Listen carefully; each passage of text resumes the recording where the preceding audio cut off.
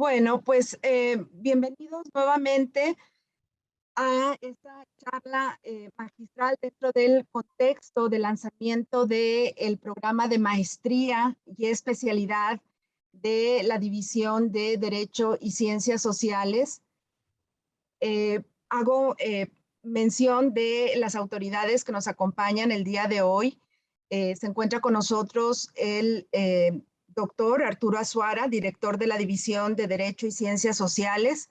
Nos acompaña también el director de Departamento de Ciencias Sociales, el doctor Osvaldo Tello, y también nos acompaña el director de posgrado, el maestro Pedro de Oliveira. Me voy a permitir ceder el espacio al doctor Arturo Azuara, que nos dirigirá unas palabras.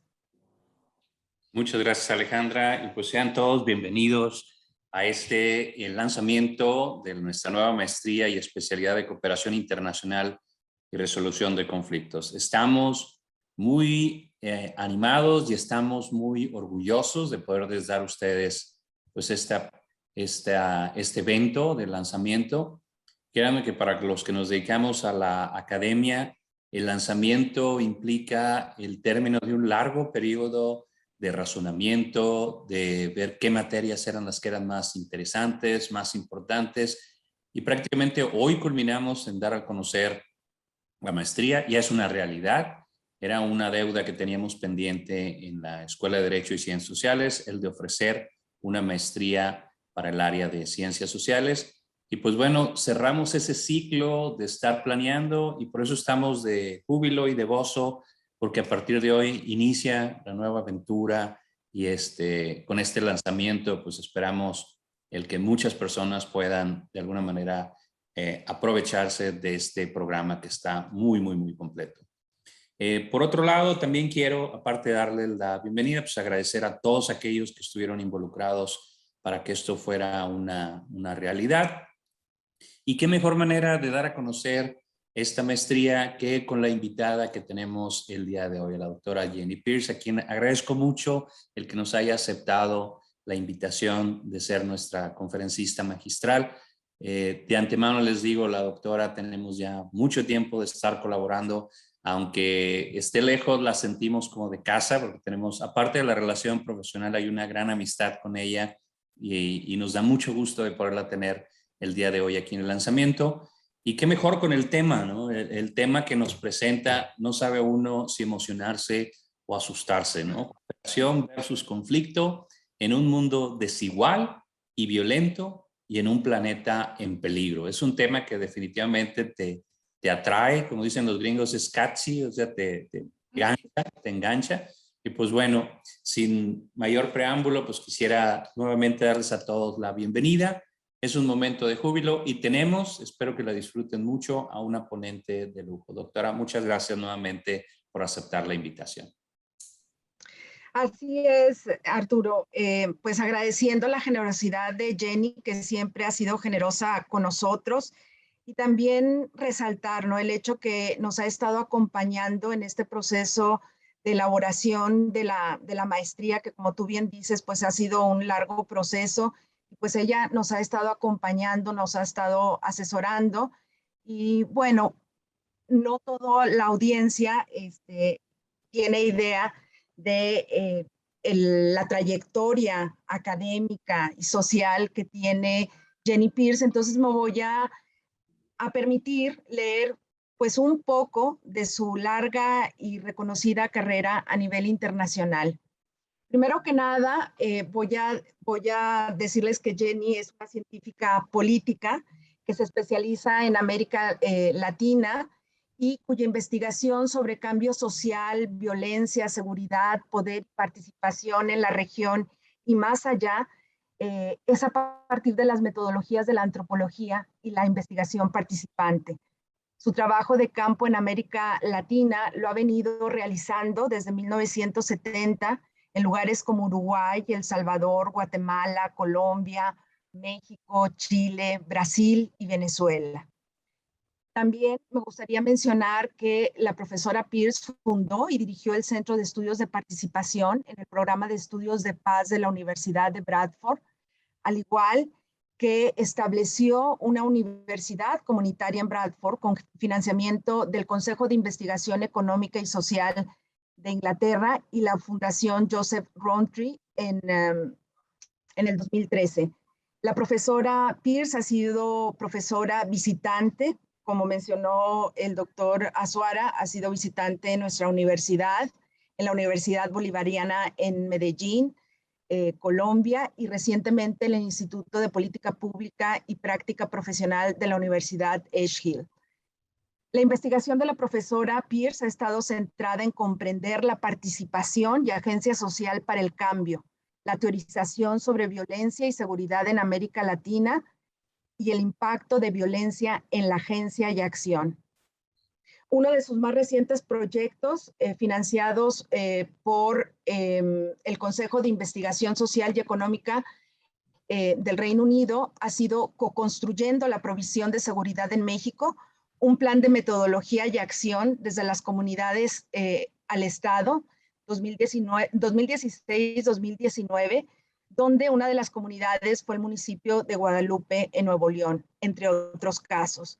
A partir del 2020 es codirectora del proyecto de investigación, fortaleciendo la colaboración entre el Estado, sociedad civil y la comunidad frente al crimen y la violencia crónica en México, el cual también es financiado por el Fondo Newton de Investigación.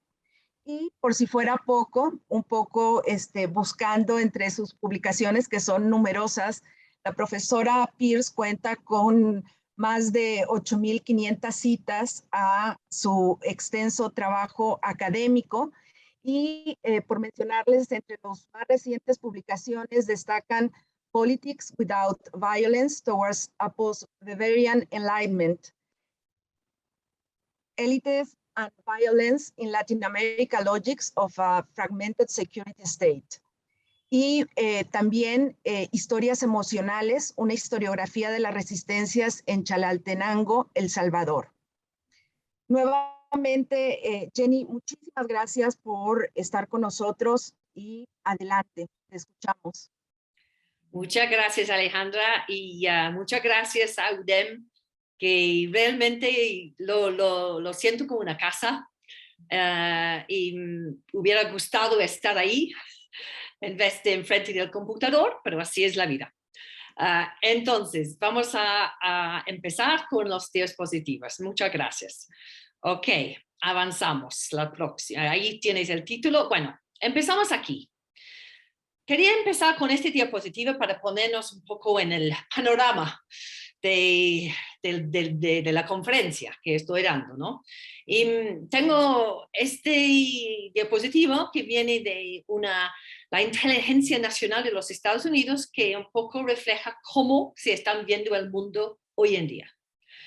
Se llama este documento, ¿no?, que hicieron la inteligencia nacional de los Estados Unidos, Un mundo más contestado, ¿no? Y no voy a traducir la cita aquí, que realmente refleja el diagrama, ¿no?, al lado, que habla de las nuevas fuentes de poder y las dinámicas de poder en el mundo de hoy. Pero la conclusión es lo que yo quiero destacar, ¿no? Dice que estamos en un momento en que las dinámicas de poder van a producir un mundo más volátil, ¿no?, y más enfrentamiento geopolítico, ¿no?, y que va a extender, ampliar el vacío entre los desafíos transnacionales y, este es el punto más importante, la posibilidad de cooperación para responder a estos retos. Próximo. Entonces, di el título a esta conferencia, Cooperación versus Conflicto. Y cuando pensé el título, pensé, bueno, bien, ¿no? Cuaja con la maestría. Pero después pensé, pero tengo que poner preguntas. ¿Por qué? Porque una cosa es que no es claro lo que es cooperación y lo que es conflicto, ¿no? Y tampoco es claro que están en tensión, ¿no? Cooperar es un anhelo básico, pero es muy complejo lo que es cooperar. Y el conflicto no es necesariamente malo, puede ser productivo. Próximo. Siguiente. Entonces, quería poner estos inquietudes del título dentro de un marco de cómo imaginamos los cambios necesarios en el mundo de hoy. Yo tengo mi visión utópica, ¿no? Yo soy de la generación de los 60. Pero sin embargo, en el curso de la vida, es una de las ventajas de ser más vieja, yo he aprendido a valorar los procesos, ¿no? Cómo que se transforma el mundo, ¿no? No pensando en una transformación rápida, porque valoro el proceso, cómo se transforma es muy importante. Entonces yo uso la idea de una utopía mínima, ¿no? Por ejemplo, sería increíble si todo el mundo, todas las personas del mundo tenían suficiente para comer, que tenía viviendas dignas, ¿no? Estos no deberían ser utopías, pero son utopías en este momento, ¿no? Y entonces capta la idea, la utopía mínima, que la utopía es algo urgente, necesitamos transformaciones, pero tenemos que empezar en un punto donde ya todavía no tenemos estos mínimos para la vida digna del ser humano, ¿no? Para millones en este mundo, ¿no? Y que hay muchas cosas que todavía lo hacen muy difícil avanzar hacia tal utopía, ¿no? Tenemos gente con diferentes experiencias, valores, intereses, capacidades de actuar. Capacidad de actuar es un concepto que me interesa mucho porque estudio bastante esta idea de poder. Hay un poder que es dominación. Tú tienes que hacer lo que yo te digo, ¿no? Y hay otro poder no dominante que es la capacidad de actuar, ¿no? Algo muy diferente, esta capacidad de actuar. La gente tiene muchas diferencias en esta capacidad. Esto tiene mucho que ver con cómo cooperamos, ¿no? Porque si uno tiene un poder dominante y muchos buscan otro tipo de poder no dominante, ¿cómo logramos una cooperación, ¿no? ¿Qué nos impide cooperar exactamente? ¿Y qué convierte un conflicto productivo en un conflicto destructivo? Bueno, estas son preguntas súper grandes, enormes, ¿no? Y además, estas cuestiones de cooperar o conflicto se puede aplicar a todos los espacios de socialización en que nos encontramos, desde lo íntimo hasta la calle, hasta la escuela, hasta la construcción del Estado Nacional mismo. Entonces, ¿dónde empezar? Bueno, la pregunta es ¿cómo comemos un elefante, no? Una mordida, ¿no? A la vez. Esta es la única forma. Y lo que yo digo es la historia de este elefante importa. Entonces, decidí estructurar mi conferencia con una parte histórica, porque hay que aprender de la historia en estas tareas que tenemos enfrente. Siguiente. Voy a hablar en bloques, ¿no? Tengo bastante que comunicar, entonces si no el tiempo va, voy a cortar, pero vamos a ver cómo andamos, ¿no? No voy ahora a presentar los títulos, pero ustedes vean que hay 4 bloques y voy a parar después de bloque 1 y bloque 2. Voy a dar 2 minutos de reflexión. No es suficiente tiempo para tomar café o ir al baño, lo siento. Pero la idea es que ustedes entre los bloques podrían reflexionar, hay algo que no se entiende, no se capta bien, algo que no están de acuerdo. Estoy totalmente feliz que no están de acuerdo, ¿no? Me encanta el diálogo, las diferencias, en serio, ¿no? Es la única forma que podemos avanzar. Y que ustedes formulan preguntas en el chat o para después, cuando vamos a tener tiempo para preguntas. Siguiente. Entonces, el bloque 1 se trata de tomar una parte histórica desde 1945 a la globalización neoliberal, que coincide también con un cambio en cómo se entiende el lenguaje, digamos, de cómo se describe la parte del mundo que es la parte históricamente más pobre, históricamente por razones que yo no puedo entrar en detalle acá, pero mi país es muy responsable. Entonces, llamamos la parte pobre del mundo, ustedes van a estar en un maestría de desarrollo, ¿no? En este periodo se fue de un lenguaje del tercer mundo hasta el sur global, ¿no? Entonces vamos a ver cómo es que la cooperación para el desarrollo se evolucionó en este periodo. Siguiente.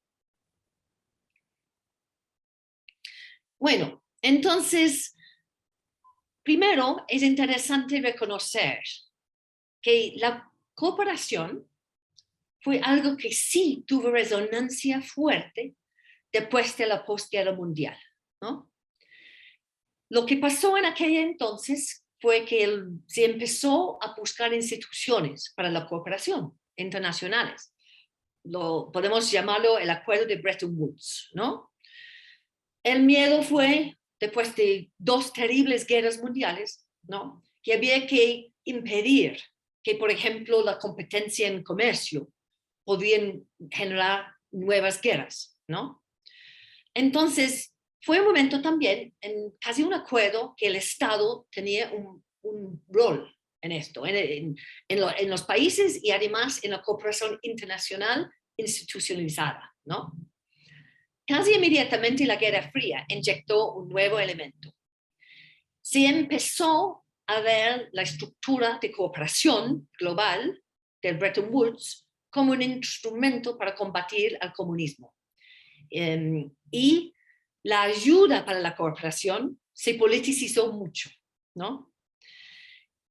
Y al mismo tiempo la estructura de la economía mundial fue muy cuestionada, ¿no? En América Latina la teoría de la dependencia, ¿no?, llamó la atención a la enorme desigualdad, pero no por naturaleza, pero por la estructura de la economía, que hizo que América Latina no tuvo, ¿no?, las mismas posibilidades de desarrollo. Ustedes probablemente conocen toda esta historia, pero estoy poniéndolo en un marco para que podamos empezar a ver la importancia para cómo se desarrolló todo el debate sobre el desarrollo y la cooperación, ¿no? Y al mismo tiempo que estaba pasando, había mucho militarismo en los países de América Latina y otras áreas, y mucha intervención en lo que se llamó proxy wars, porque fue Guerra Fría, pero en América Latina, en otras partes del tercer mundo, no fue tan frío.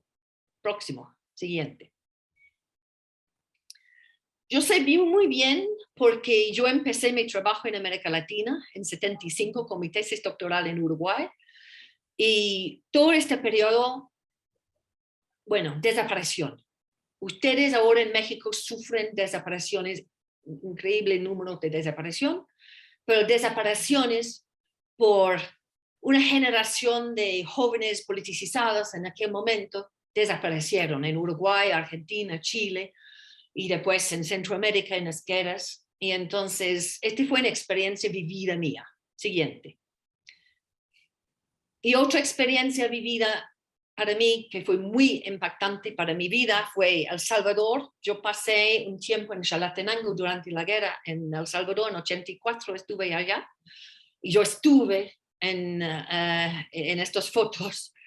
Entonces, se puede ver que son muy impactantes. Entonces, no fue una guerra fría en El Salvador. Fue una guerra súper caliente y murieron un montón de gente. Siguiente. Entonces, el fin de la Guerra Fría provocó una nueva mirada a la cooperación para el desarrollo, ¿no? En los 90 se empezó a pensar diferente. Sin embargo, bajo la sombra, una sombra de que fue el fin de la historia, que una parte del mundo había ganado, ¿no? La parte del occidente y la parte liberal, democrático, digamos, y coincidió con un modelo económico, libre mercado, como solución a todos los problemas globales, que implicó que el desarrollo y la cooperación fue metido dentro de un paquete de ajuste estructural y la privatización, ¿no? Ahora ya no el Estado tuvo un papel, ya fue el mercado. Y había mucha promoción para la democracia, intervención humanitaria, agenda por la paz, no cosas malas para nada, ¿no? Reconocimiento de los actores de la sociedad civil, interesante. Yo trabajé este concepto de sociedad civil mucho, vamos a discutirlo porque creo que va a emerger en su maestría mucho, debería, porque tenía su propia historia. Siguiente. Entonces, ahora vamos a este punto, ¿no? De los 90, en que una nueva mirada no más del tercer mundo, pero del sur global, ¿no? Estado, mercado, sociedad civil. Estos son los conceptos que ahora definen cómo los políticos frente al sur global empiezan a manejarse. Pronto, siguiente. El Banco Mundial propuso un nuevo modelo de desarrollo con 3 puntos, ¿no? Había bastante problemas en las sinergias entre estos puntos. Los puntos fueron mercado, sociedad civil y Estado, ¿no? Entonces la idea fue que ahora, ¿no? Como el Estado no va a intervenir en el mercado, ¿no? Ni en lo social, pero que la sociedad civil sí. Y ahí es un punto muy interesante, porque ¿qué es sociedad civil? La razón por qué es muy importante profundizar en los conceptos es que se pueden manipular, se cambian, se mutan. El concepto tuvo su nacimiento en mi país, en realidad, en el siglo XVIII. La idea fue que con el auge del mercado, ¿no? Que se podría tener una posibilidad de que el interés egoísta, ¿no? En el mercado, ¿no? Iba a crear un caos, ¿no? Destruir la sociedad. No había bien algo que podía juntar la sociedad. Entonces, la idea de la sociedad civil que venía de filósofos de Escocia, Adam Smith y otros, Alan Ferguson sobre todo, fue para reconciliar la búsqueda de intereses en el mercado con la idea de un buen común. Entonces la gente se asocia, ¿no? Voluntariamente. Entonces se salió una sociedad de extranjeros, una sociedad de vecinos. El mercado creó sociedad de extranjeros que tenían que buscar nuevas formas de asociarse, ¿no? Esta fue la idea original. Pero cuando se reemergió en los 90, 80 o 90, se empezó a ver, ¿no? En este marco del Banco Mundial, ¿no? Se empezó a verlo como, bueno, si vamos a privatizar, si el mercado domina otra vez, ¿no? Necesitamos algo que podría reconciliar los intereses. Bueno, entonces la sociedad civil podía jugar este papel. Y se convirtió sociedad civil, redujo a ONGs, ¿no? ONGs son muy importantes, pero la sociedad civil es mucho más que eso, ¿no? Por eso que yo rescato la idea de sociedad civil, porque realmente en este tema de cooperación y el tema de cuestionar el mercado y el Estado, las organizaciones de la sociedad civil son muy importantes, ¿no? Son estas asociaciones que son autónomas y que pueden cuestionar. Pero este no fue la idea original del Banco Mundial, porque aunque no es que no querían que hay organizaciones que trabajan derechos humanos y trabajan estas cosas, este fue parte del proyecto de democracia, pero se hizo de estas ONGs algo que recibieron fondos y a veces se convirtieron en más organizaciones que manejan el modelo, ¿no? No todos, pero algunos. Próximo. Ahora voy a parar 2 minutos, ¿no? Porque ya he hecho este resumen muy breve de muchas décadas de la historia y de cómo es que estas ideas de sociedad civil, mercado, Estado y desarrollo y conflicto se evolucionaron. Entonces, solamente para que ustedes puedan pensar, bueno, este resumen muy rápido resuena o no, ¿no? Entonces tengo mi teléfono acá y yo voy a contar 2 minutos y después empezamos de nuevo.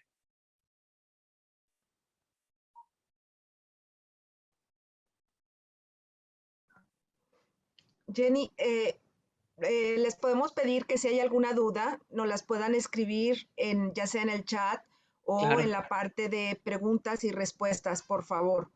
Bienvenidas.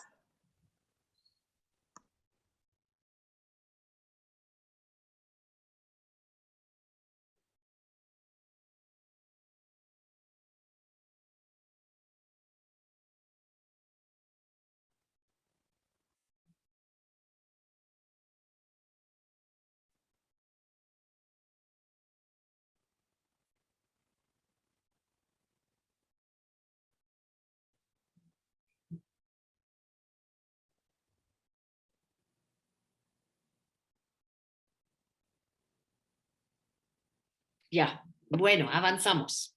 Siguiente, por favor. Este bloque 2 es cómo relacionamos esta discusión sobre qué es desarrollo, papel del mercado, papel del Estado, la sociedad civil, ¿no? A lo que pasó en los 90 también, ¿no? Que es que se reconoció que la violencia en el mundo se había convertido no en las guerras entre estados nacionales, pero entre guerras dentro de estados, guerras civiles, ¿no? Entonces es una época de los 90 que se reconoció lo que Merkel le llamó guerras nuevas, hasta entender que la violencia es mucho más aún que la guerra. Siguiente. Entonces, había un momento histórico en los 90, ¿no? Aunque en diferentes momentos en términos de países, en que el crecimiento económico basado en el consumo masivo, la desregulación financiera, la privatización y el libre comercio, bueno, empezó a crear crecimiento, ¿no? En América Latina no en los 90, ¿no? Había mucha crisis. En México, ustedes conocen bien lo de 94. Pero sí empezó en América Latina en los 2000 a tener también crecimiento, ¿no? Clase media empezó a aparecer también. No tanto se disminuyó la desigualdad, pero la pobreza sí. Y había gobiernos, ¿no? Que empezó a usar ese crecimiento para, por ejemplo, como en Brasil, de la bolsa familiar para hacer algo más por la gente pobre, ¿no? Gobiernos que se llamaran del pink tide, ¿no? No sé exactamente, la marea rosada, creo, se le traduce, perdón, si no está muy claro esto, ¿no? Entonces, estas décadas también, y hay que decir primero que mucho de este momento para el crecimiento económico en América Latina fue basado en la extracción de recursos naturales e exportación de materias primas, ¿no? Y la cooperación de desarrollo estuvo muy conectado con la promoción de la democracia. Este fue también un anhelo de este momento de la globalización neoliberal, ¿no? Que la democracia liberal, el mercado, ayuda a los pobres, ¿no? Y en medio de eso, lo que un poco complicó el escenario fue estas nuevas guerras, ¿no? Esta proliferación de guerras internas. ¿Cómo es que en este mundo nuevo, digamos, del fin de la historia, que había bastante guerras que empezó dentro de países o que se estalló en esta época, no en la próxima?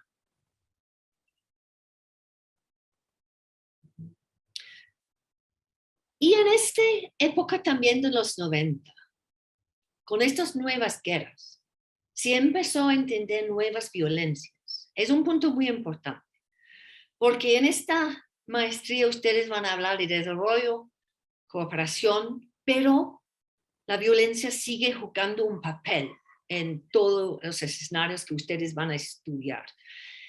Lo que fue muy importante el reconocimiento de nuevas violencias, ¿no? No son nuevas, es el reconocimiento que existen. Un ejemplo, por ejemplo, la violación en la guerra siempre ha pasado, pero solamente se empezó a reconocer la violación en la guerra cuando había una violación masiva en estas guerras nuevas, ¿no? En Bosnia y Herzegovina, ¿no? En esta época, se dice 25.000, solamente se reconoció porque había movimientos, ¿no? De mujeres que habían estallado en este periodo de los 90, ¿no? Movimientos feministas que empezaron a reconocer estas nuevas violencias y ponerlos en el mapa, ¿no? En mi país, por ejemplo, se podía violar a una mujer en la casa, ¿no? Porque fue un espacio privado. Pero en los 90, muy tarde en realidad, pero ahora se ve muy tarde, pero no, se empezó a criminalizar este tipo de violación. Yo llamo la atención a este punto porque yo no veo la paz, por ejemplo, como puesto a la guerra. La guerra es una forma de violencia organizada, ¿no? Yo veo violencia como opuesto a la paz. Y no veo el conflicto opuesto a la paz tampoco, porque puede ser productivo el conflicto. La violencia para mí, yo aprendí que este fenómeno, ¿no? Es uno de los fenómenos que correctó esta historia del cual hemos hablado. Próximo. Entonces, se empezó en este mundo de cooperación y desarrollo en las instituciones internacionales en los 90, 2000, a hablar de violencia y desarrollo, ¿no? Se puso estas dos cosas juntas, se empezó a hablar de estados fallidos, se empezó a hablar de una frase greed y grievance, codicio o agravio, ¿no? Que fue toda una nueva industria de análisis sobre acciones de intervención humanitaria. Todas estas cosas se habían surgido en los 90, ¿no? Yo no comparto estos marcos, tengo que decirles, pero fueron muy importantes en su momento, ¿no? Por ejemplo, este debate greed o grievance tuvo un impacto grande porque, por ejemplo, se dijo que hay insurgencias que no tienen ninguna causa o racionalidad política, o son más o menos realmente ahí para movilizar recursos, de ganar recursos, que implicó que un conflicto armado interno como Colombia se dice que todo realmente es sobre recursos y no hay ningún debate político sobre el modelo económico y la injusticia, etc. Y este fue muy complicado en términos de cómo se podía resolver el problema de conflicto armado en Colombia, ¿no? Y otra cosa que complejó mucho esta discusión, la invasión en Irak, ¿no? Al principio del 2000, y la guerra contra el terror. Ahora los terroristas, nuevo enemigo, no es comunistas, ahora es terroristas, ¿no? Entonces tenemos un mundo otra vez con nuevos enemigos y nuevas dificultades, ¿no? En términos de cómo se va a avanzar hacia esta visión de la fin de la historia, un mundo sin estos conflictos armados y sin los problemas que se había vivido en este momento de la Guerra Fría, ¿no? Entonces llegamos a esta gran complejidad de cómo imaginamos la relación entre desarrollo, violencias y algo que estaba surgiendo en una forma muy llamativa ahora, las desigualdades. Próximo. Este es el bloque B del bloque 2. Próximo. Entonces, esta debilidad en entender esta relación entre desarrollo, desigualdad y violencias se empezó a complicarse porque se puso en el mapa muchos movimientos sociales, nuevas formas de entender las relaciones sociales y de desigualdad, identidades, creencias, ¿no? Experiencias diferenciadas. Del 2000 fue una década también de poner muchas diferencias en el mapa, ¿no? Pero no se entendió eso en el mundo de cooperación y desarrollo, ¿no? Yo sé eso porque hice un estudio por 20 años en Huehuetenango, en Guatemala. Yo volví, después de los acuerdos de paz de 96, volví 20 años para ver si se había, con el desarrollo y la cooperación, hecho algo frente a la terrible guerra de este país. Próximo. Guatemala se fue de la guerra a la paz en esta época, ¿no? De lo que estamos hablando, de la posguerra fría. Bueno, 23 grupos lingüísticos. Cuando yo estuve en Huehuetenango, se empezó un programa para cooperación por construir la paz y no había ningún indígena involucrado en la planeación, aunque fue un departamento de Guatemala mayoritariamente indígena, ¿no? Una guerra civil donde 83% de las indígenas mayas fueron las víctimas, ¿no? Y un ejército responsable por 85% de estos muertos, ¿no? Entonces, en este lugar yo acompañé en los 20 años que yo fui a Huehue, cada año fui, yo miré cómo es que el desarrollo no llegó a este departamento. Y en vez de eso, miré un departamento donde nuevas violencias surgieron, donde entraron los narcotráficos, ¿no? Donde fue muy difícil, ¿no? Para la gente empezar a imaginar que estaban en un tiempo post-acuerdo de paz. Tenemos entonces ya un reto, ¿no? Que algo estaba faltando en este proceso. Próximo. Y yo quiero andar bastante rápido con estos diapositivos porque estoy mirando el tiempo, pero quiero simplemente mostrar que lo que se empezó a reconocer en esta época, ¿no? Fue que había mucho más muertos, ¿no? Afuera de los conflictos armados que adentro de los conflictos armados, ¿no? Estas otras violencias. Próximo. Y cuando se empezó a calcular, y estoy usando datos de 2000, muy viejos ahora, pero no son tan diferentes si ustedes consultan, pero quería usar este momento histórico porque fue el momento en que se empezó a reconocer la complejidad de lo que estaba pasando en el mundo, ¿no? En este momento de la liberalización del mercado y la globalización, donde se empezó a pensar la cooperación de nueva forma. Pero cuando se empezó a ver dónde están los muertos violentos y dónde se están sufriendo estos muertos violentos, se empezó a mirar algo que es muy llamativo, ¿no? En primer lugar, muy pocos, son muchos, pero relativamente más homicidios, mucho más que los que están conectados a los conflictos y muchos suicidios, increíble. Y muchos concentrados en los países más pobres del mundo, ¿no? Entonces tenemos un problema grande de violencias afuera de la guerra y adentro de la guerra, pero muchos afuera también, en el mundo más pobre. Siguiente. Esto es para llamar atención a otra dinámica que acompañó estas dinámicas, que es un incremento en la concentración de riqueza, ¿no? En el mundo entre países, ¿no? Entonces, es algunas estadísticas que reflejan, ¿no? Esta concentración y el mapa, ustedes le pueden ver más rápido, ¿no? Lo más azul, lo más riqueza. Próximo.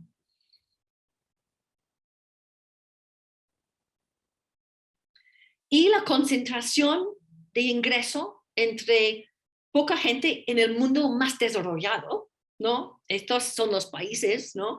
En Europa, en los Estados Unidos, una gran concentración desde la época de los 70 hasta 2015, ¿no? Se ve esto. Próximo. Y ahí se ve que hay estos son el índice de Gini, ¿no? Los países donde hay más rojo son los países donde hay más desigualdad. Entonces se ve en América Latina, sur de África, ¿no? Entonces con todo este nuevo momento de globalización económica, ¿no? Hay lugares que no están ganando mucho realmente en comparación y donde las desigualdades dentro de estos países crece. Aunque hay crecimiento económico en América Latina, la desigualdad sigue creciendo. Próximo. Y al mismo tiempo crecen las tasas de homicidio. Y ahí se ve cómo América Latina, ¿no?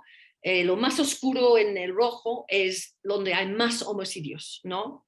Entonces, y este es 2019, este es lo más reciente, ¿no? Entonces tenemos ahora un problema que hay que entenderlo mejor entre cuál es la relación entre las violencias y el desarrollo y la desigualdad. Próximo. 2 minutos. Ahora, ¿cuál es esta relación? Les doy 2 minutos y después seguimos con la última parte.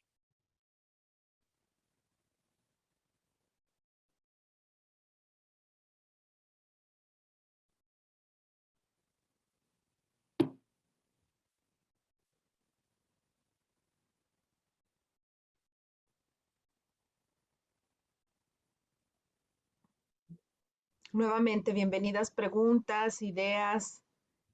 Pueden hacerlo en el chat, pueden hacerlo en la parte de preguntas y respuestas.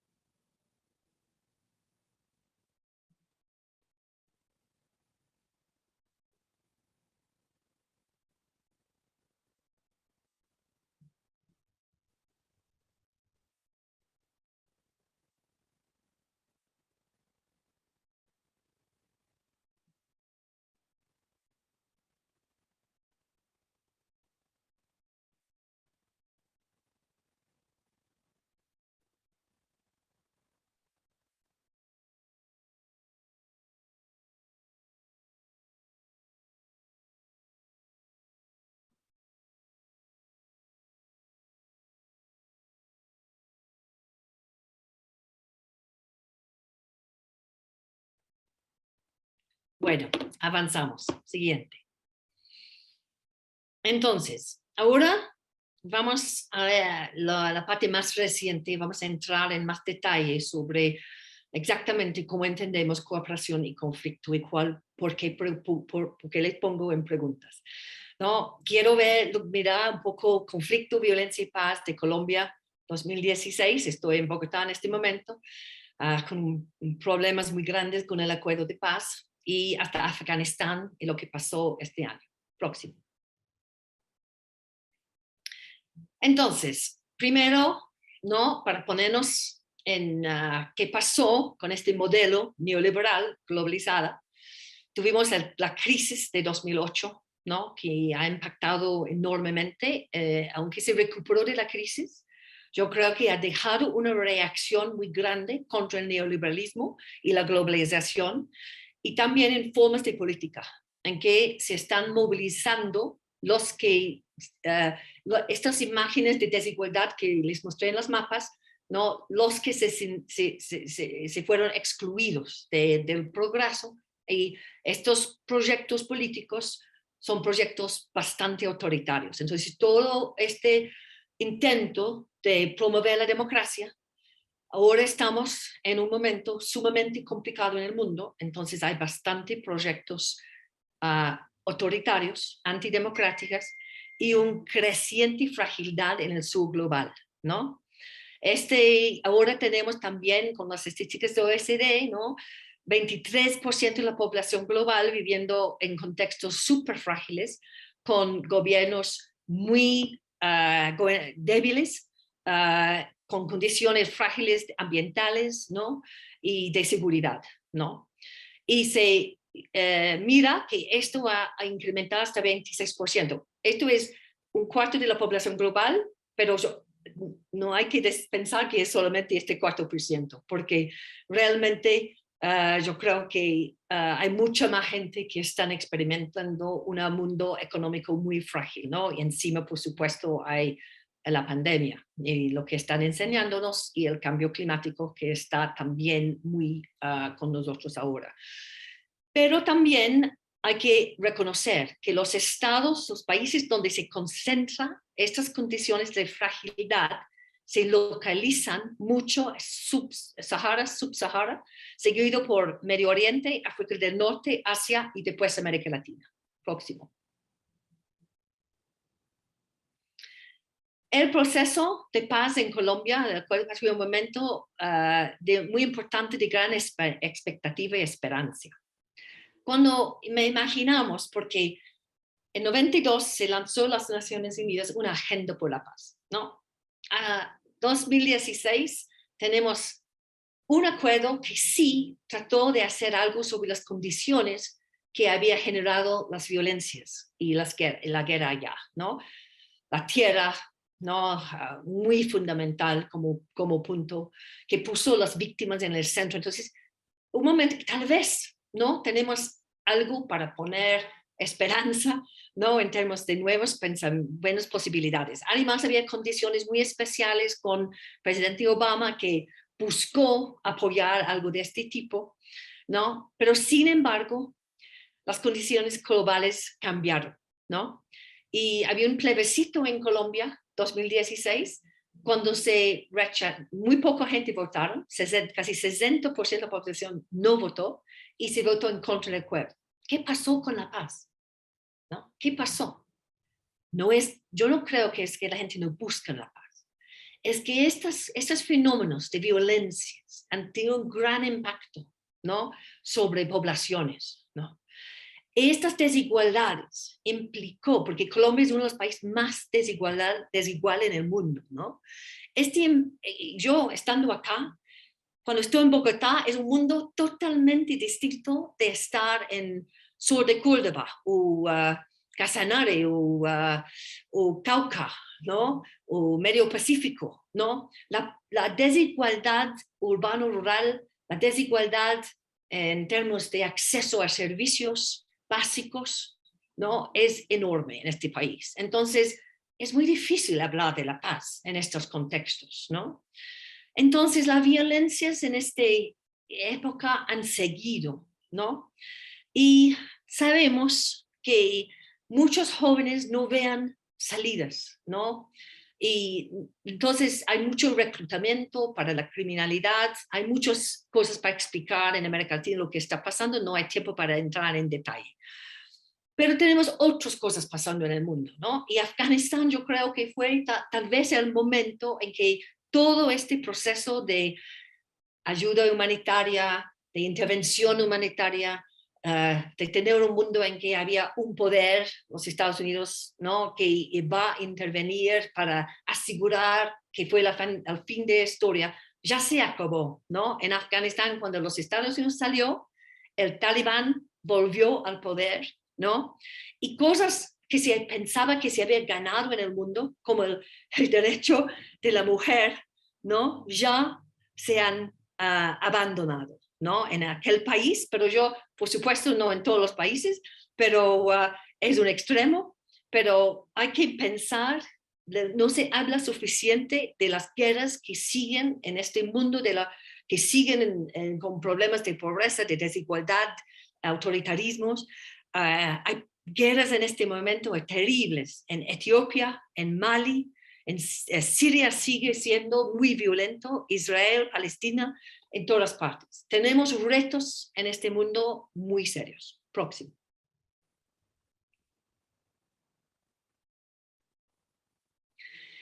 Si nos enfocamos sobre guerras y violencias, la paz parece muy elusiva, ¿no? Sin embargo, yo quiero abrir ahora, ¿no? Una nueva forma de pensar lo que está pasando, ¿no? Sí, hay mucho progreso en cómo entendemos la violencia, ¿no? Ya di algún ejemplo de Bosnia y Herzegovina que nos hizo entender lo que siempre ha pasado, la violencia, la violación durante las guerras, ¿no? Pero lo que hemos visto es acción social, ¿no? Que ha tratado de visibilizar violencias que no fueron reconocidas. Yo veo en eso un primer paso de abrir más debate sobre lo que podría ser la base de una cooperación diferente a lo que yo he contado en el pasado, ¿no? Por supuesto, estos intentos de visibilizar violencias han creado también conflictos. Voy a hablar con eso, con varias imágenes que vamos a ver ahora. Siguiente. La cuestión racial, ¿no? Fue estos movimientos sociales que pusieron en el mapa en los Estados Unidos y después tenía impactos en muchas partes del mundo, incluso en mi país, de qué la importancia de la discriminación que sigue en un país que supuestamente es democrático, pero esta desigualdad contra la población de origen africano que sufrió la esclavitud, que sigue siendo víctimas de violencia del Estado. Hay que recordar que fue justamente una víctima de una policía que puso la cuestión de qué pasa con la población negra en el mapa. No es solamente los Estados Unidos. Aquí en Colombia hay una gran cuestión con lo que pasa con los afrocolombianos. Próximo.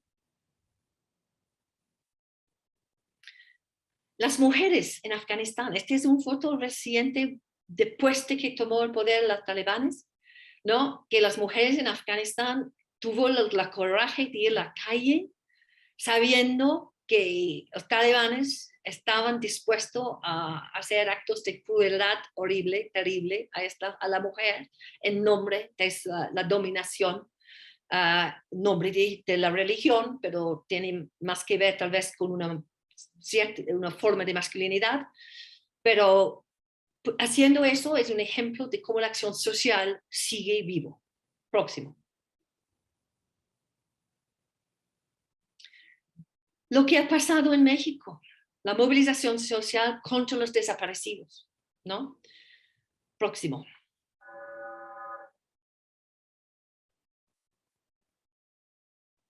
Esto es una imagen que tiene mucho impacto sobre mí porque yo tomé esta foto en Bogotá justamente hace un par de años. Cuando yo llegué a Bogotá, todavía como 2013, ¿no? Todavía la guerra muy caliente, y había pasado una violación en el Parque Nacional de Bogotá, una violación horrible, una mujer empalada, ¿no? Yo pensé en un país como Colombia que ha sufrido la guerra y van a reconocer estas violencias cotidianas, ¿no? Que no son parte de la guerra. Y entonces, todas las organizaciones de derechos humanos mucho más metido en estas violencias de la guerra. Yo fui al parque el día siguiente y yo vi a los hombres, ¿no? Haciendo un acto teatral, denunciando esta violación contra la mujer en un parque lleno de gente. Esto es un ejemplo de acción social sobre la violencia. Próximo. Esto es lo que pasó en Argentina, ni una menos contra los feminicidios. Próximo.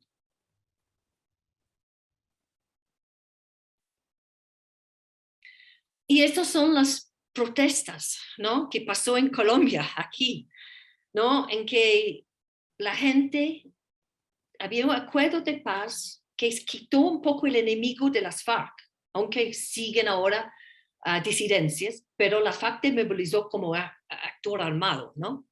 Entonces la gente empezó a hablar de la vida, de la pobreza, de la desigualdad, de la falta de implementación del acuerdo, pero también de cómo viven vidas muy limitadas por la economía, ¿no? Y la estructura de la desigualdad, y un intento de una reforma tributaria que va a impactar mucho sobre la gente más pobre.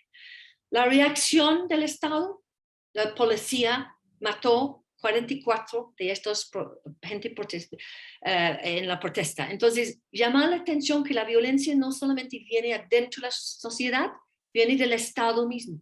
Por eso el libro que escribe cuestiona la idea que la violencia del Estado es una violencia justificada porque es legítimo en términos de Bereano. Próximo. Y esto es para también mirar qué pasa con protestas, ¿no? Y con movimientos y acciones sociales, ¿no? No violentos, ¿no? Este es Chile, donde también había un gran movimiento de estudiantes, ¿no? Salió violencia también, no de los estudiantes, algunas cosas pasó, es cierto, pero la violencia terrible fue de los carabineros, de la policía, que quitó los ojos, ¿no? Con sus armas de muchos jóvenes, como 300. Pero esta foto es de una mujer mapuche que ahora es presidente de la Asamblea Constituyente para repensar la Constitución de Pinochet de 80. Entonces, yo creo que todas estas fotos son para mostrar que la acción social visibiliza la violencia y muestra que hay otras formas de empezar a pensar el desarrollo y la cooperación. Próximo. Entonces, estamos llegando al final ahora, ¿no? Yo escribí este libro, no estoy mostrando el título para venderles el libro, es muy intenso, muy caro y bueno, lástimamente, pero hay en el sitio web de la universidad mía se puede bajar infográficos que hagan un resumen de lo que fue el argumento del libro. Pero quería poner mi definición, lo que trabajando esta idea de violencia, cómo se ha evolucionado, mutado, y cómo sigue con nosotros, y cómo es al centro de tantas cosas si queremos avanzar en todos los problemas que nos están enfrentando, cómo imagino la violencia. Y esta definición es que no es una definición, es una herramienta para pensar. No quiero una definición porque quiero que pensamos, ¿no? Actos y acciones de daño somático, ¿no? En el cuerpo, cargados y generadores de significados, que potencialmente constituyen, normalizan o destruyen órdenes sociales. Vamos a ver algunas cosas que ilustran más lo que estoy diciendo. Otro, siguiente. Bueno, yo Monterrey. Esta fue una violencia con significados, espectacular, ¿no? Ustedes están muy acostumbrados terriblemente de eso. Yo estuve 6 minutos de cuando pasó esto en el casino de Monterrey y cómo los narcotraficantes usan, bueno, quieren mandar mensajes por la violencia y es muy potente en mandar mensajes la violencia porque genera significados. Próximo.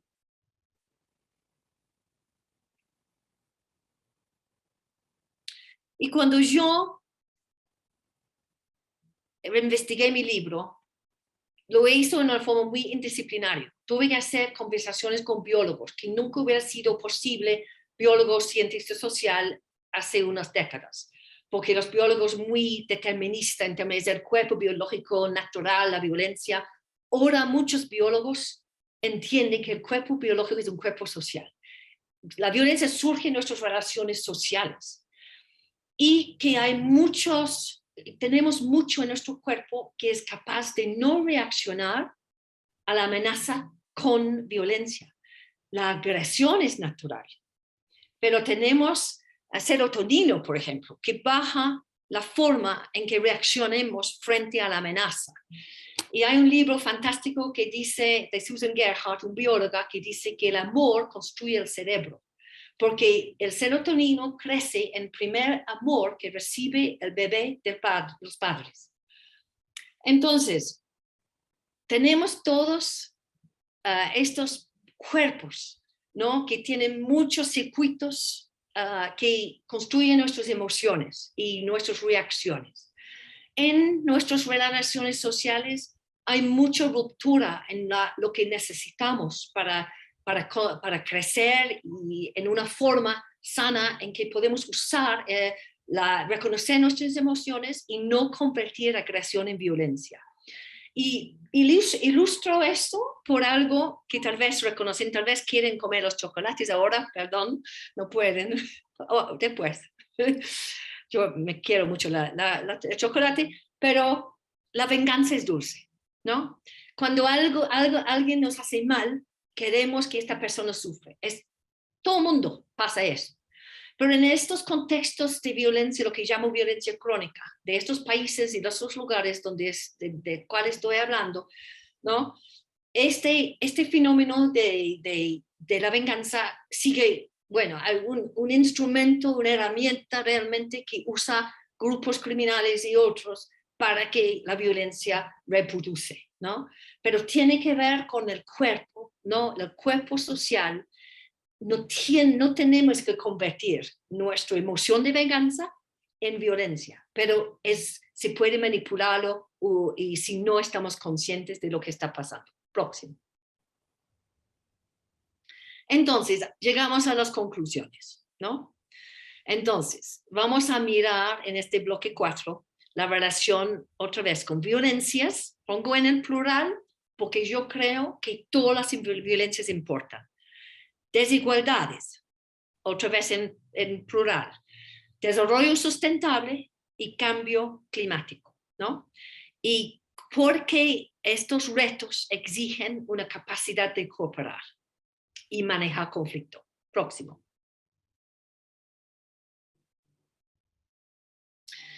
Entonces, primero hay que entender la interrelación con estos 4 retos: desigualdad, violencia, desarrollo sostenible y cambio climático. Por ejemplo, pobreza no se correla con violencia, desigualdad sí, hay mucha evidencia, ¿no? Podemos discutir eso, pero mucha violencia. Sabemos que desarrollo sustentable y cambio climático son cosas que se conectan. ¿Cómo conectan con la violencia? Conecta porque yo tengo un gran miedo de que si no ponemos violencia en el centro de nuestras preocupaciones, el cambio climático se va a decidir quién sobrevive y quién no, ¿no? Por la violencia. Entonces yo conecto estas cosas. Yo creo que la sensibilización a la violencia está creciendo, ¿no? Es un poco lo que yo he hablado con estos movimientos y acciones sociales, ¿no? Y yo hablo en mi libro de un momento que exigimos necesitamos una ilustración emocional. Un poco en Europa en el siglo XVIII había una ilustración racional. Yo no rechazo la racionalidad para nada, pero yo creo que necesitamos un balance entre razón y emoción, y necesitamos reconocer las emociones que convierten la agresión a la violencia, ¿no? Y yo digo también, si podemos hacer eso, si podemos reducir la violencia, aumentamos la participación y podemos trabajar las condiciones que reproducen las violencias, ¿no? En una forma iterativa, ¿no? Entonces yo creo que la participación, ¿no? Sí tiene mucha posibilidad de sensibilizar a las violencias y sus impactos sobre nuestros cuerpos, ¿no? Y en todos los ámbitos del mundo, de lo que yo he hablado, ¿no? Y que además nos da la posibilidad, cuando hay más participación, de trabajar, ¿no? Los modelos de consumo, ¿no? La destrucción ecológica, ¿no? Para co-construir, ¿no? Y co-construir, colaborar, cooperar en estos problemas y retos que nos enfrentan, ¿no? Reconocemos el valor del otro y la otra. Este abre el camino hacia la cooperación para enfrentar problemas compartidos, ¿no? Que se divide el mundo entre grupos, entre razas, entre clases, entre identidades, entre religiones, ¿no? Eso hay que superar, ¿no? O hay que reconocer las diferencias. Bueno, mucha gente habla de eso, no es tan fácil, pero hay que trabajarlo, ¿no? Hay que aumentar las habilidades para transformar conflictos antes que se hagan destructivas y se convierten en violencias, ¿no? Y reconocer lo que ya he dicho, la violencia es tan importante que el clima climático. Próximo. Entonces, yo veo el paso hacia una ilustración emocional. Por ejemplo, en mi país, en este momento, por la primera vez que están hablando de salud mental, que nunca se habló, ¿no? En el pasado, pero es como un reconocimiento que sí, con la pandemia, ¿no? Mucha gente están sufriendo de eso. Nunca se habló en el pasado. Es otro ejemplo de cómo se puede, por movimientos y acción social, poner nuevos temas en el debate, ¿no? Entonces yo creo que es un paso hacia la utopía mínima. donde la cooperación es tomado como algo muy natural. Y el conflicto también está aceptado en la misma forma, ¿no? Como algo natural que hay que manejar antes que se convierta en algo destructivo, ¿no? Y yo llamo co-construcción de estas posibilidades, ¿no? La agencia por la paz, porque ese es algo en que todos podemos participar. Y eso es, creo, y yo lo digo en serio, ¿no? Algo que está en el horizonte al mismo tiempo que tenemos todos estos retos que nos enfrentan. Muchas gracias. Muchas gracias, Jenny. Muchísimas gracias. Entonces, por favor, si nos pueden ir planteando sus preguntas, se los agradecemos en la parte del chat o en la parte de preguntas y respuestas.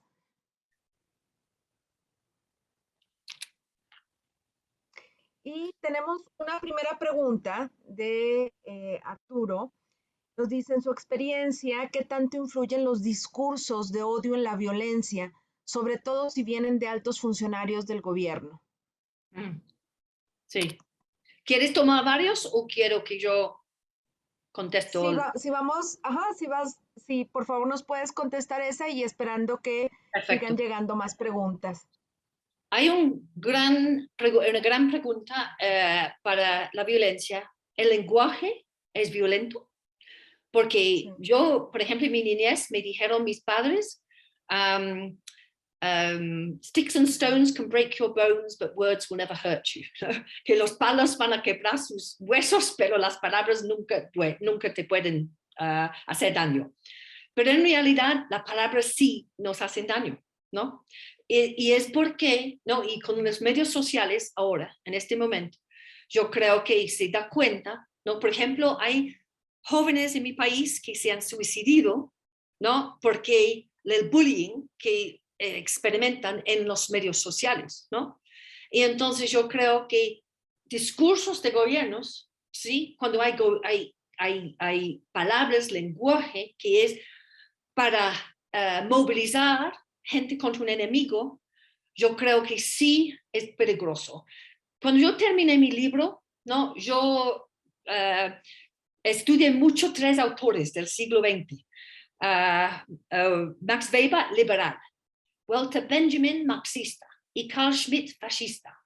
Y terminé el libro y pensé, bueno, sería que Carl Schmitt, un fascista un filósofo muy interesante, pero fascista, nazi, ¿no? Colaboró con los nazis, que dijo, el Estado se hace político cuando reconoce el enemigo.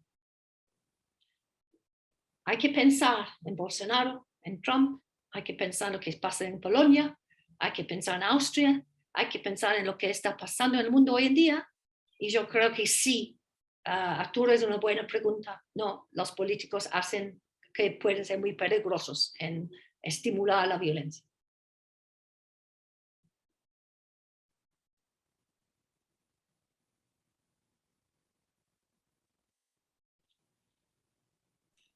Tienes apagado el micrófono, Alejandra. Muchas gracias. Vamos a continuar. Diego nos pregunta, ¿cómo sería un mundo sin violencia? Me encanta esta pregunta, porque yo tuve una gran discusión con mi hijo sobre eso, ¿no? Porque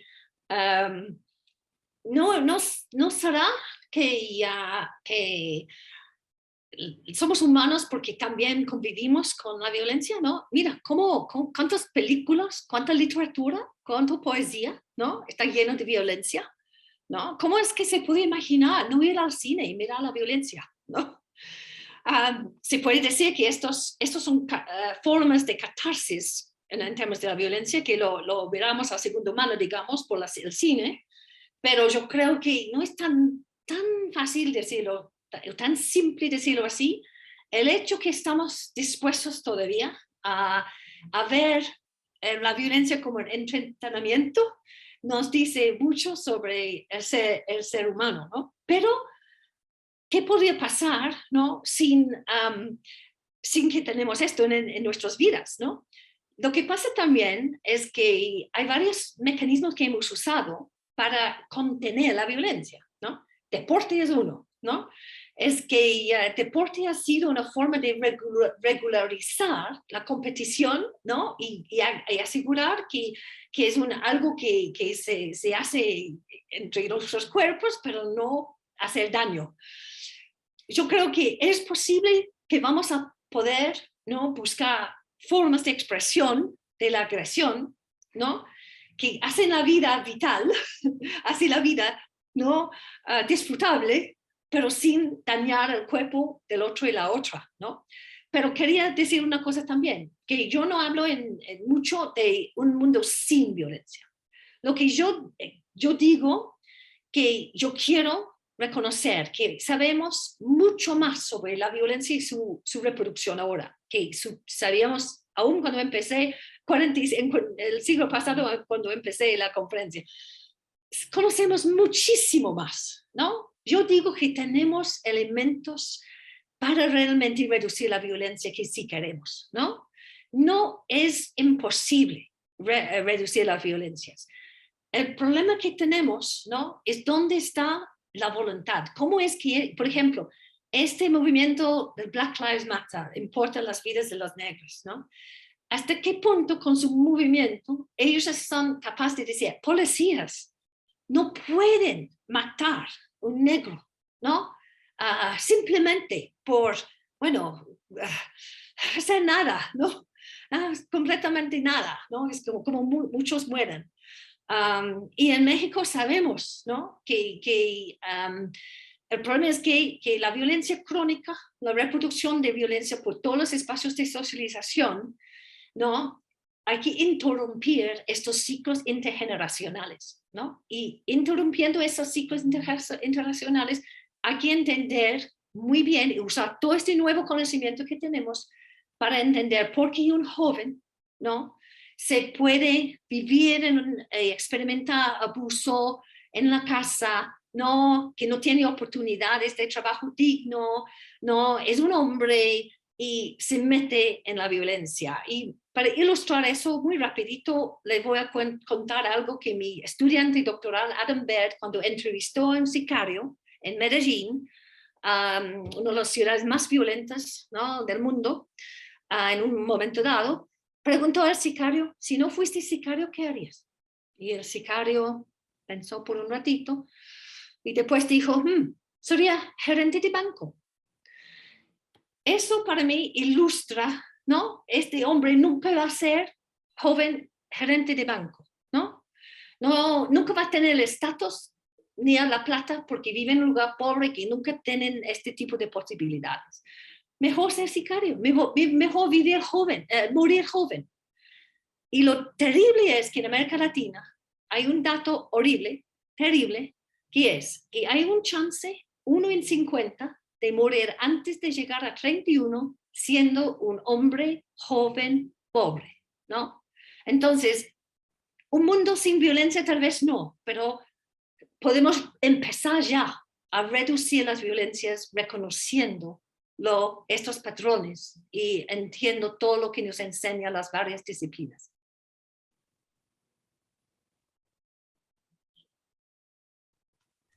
Y tenemos varias preguntas y te las voy a leer y tú decides cuáles contestas, pero claro, todas son muy interesantes.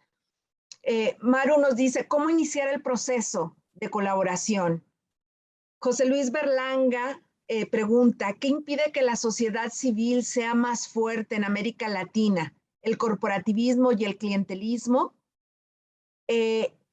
Darío nos dice, ¿qué tanto influyen las teorías y elaboraciones, como por ejemplo aquellas de la Comisión Trilateral de los años 70, de los Chicago Boys, en el aumento de las desigualdades y por ende de las violencias a nivel global? Sí, muy bien, mucho. Ya sé que el tiempo se va, entonces vamos a dar rápido, pero muy bien. ¿Cómo empezar la colaboración? Yo creo que es una pregunta muy buena porque estamos varios de nosotros tratando de co-construir procesos de colaboración en México, justamente con comunidades, sociedad civil, actores y agentes del Estado. Primero, hay que entender que la colaboración, si no hay relaciones horizontales, no va a ser muy colaborativo. Y hay poder adentro de todos estos espacios. Entonces hay que entender, ¿no? Estas relaciones de poder, y hay que tener un imaginario de utopía mínima, porque uno no va a cambiar todo de una vez. Entonces uno hay que entender los actores en el espacio. Hay que invitar a los actores a pensar en otras formas, o de reconocer otras voces, o de cuestionar sus asumidos, ¿no? Entonces hay que tener un proceso, ¿no? Para co-construir la colaboración, co-construyendo confianza entre los actores en el espacio, y yo creo algo previo. Y por eso que nosotros trabajamos mucho con comunidades en México, ¿no? Porque las comunidades que son muy fragmentados por las violencias que viven, ¿no? ¿Cómo es que uno puede empezar a trabajar con ellos para que puedan expresar sus propias experiencias y articularlas en agendas, ¿no? Que pueden presentar en estos espacios de colaboración? Es muy importante la pedagogía, el proceso de participación para empezar el proceso de una colaboración que es seria, ¿no? Que no es simplemente para que un Estado pueda decir, sí, estamos invitando a la gente a participar. No, tiene que ser seria, tiene que ser real, tiene que ser horizontal, ¿no? La sociedad civil, ¿cómo hacerlo más fuerte? No, yo creo en realidad que yo he visto en América Latina la sociedad civil, estos espacios de organización social, sí ha crecido, ¿no? Y es muy importante porque que se reconoce que la sociedad civil es un espacio de encuentro. Justamente es un espacio donde se puede construir la posibilidad de cooperación. Se puede manejar conflictos, aunque hay muchos conflictos dentro de la sociedad civil, ¿no? Entonces hay que tener una actitud de diálogo, una actitud de autocuestionamiento y autorreflexión. Hay que pensar, mira, si vamos a avanzar, no vamos a estar en la misma página de una vez. Y vamos a tener que pensar cuáles son los principios que nos juntan. ¿Qué es lo que queremos cambiar?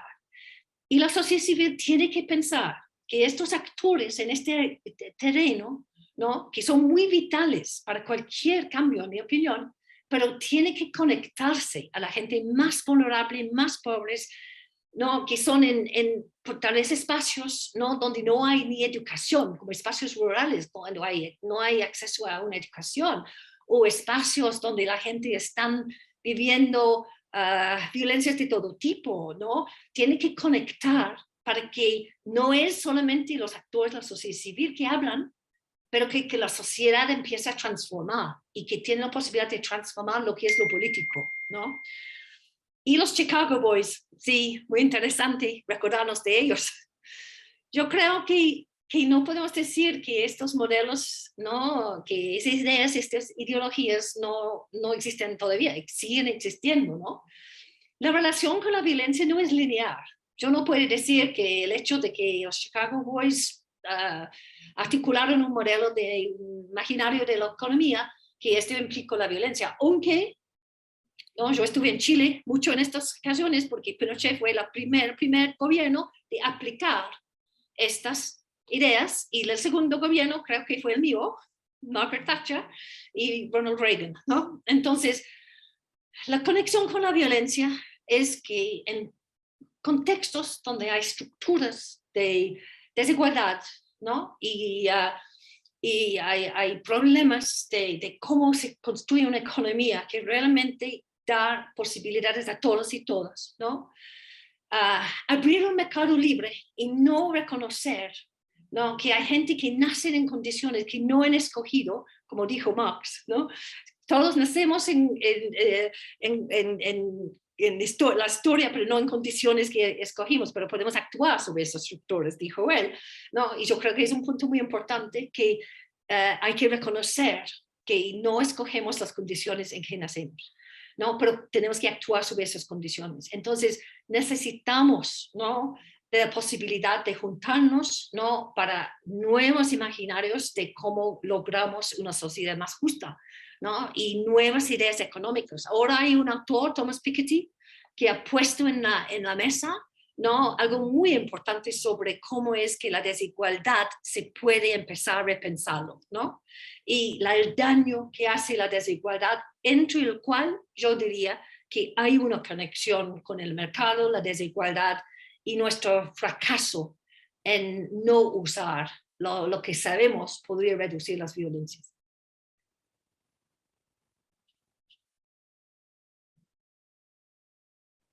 Muchísimas gracias, Jenny. Muchas gracias.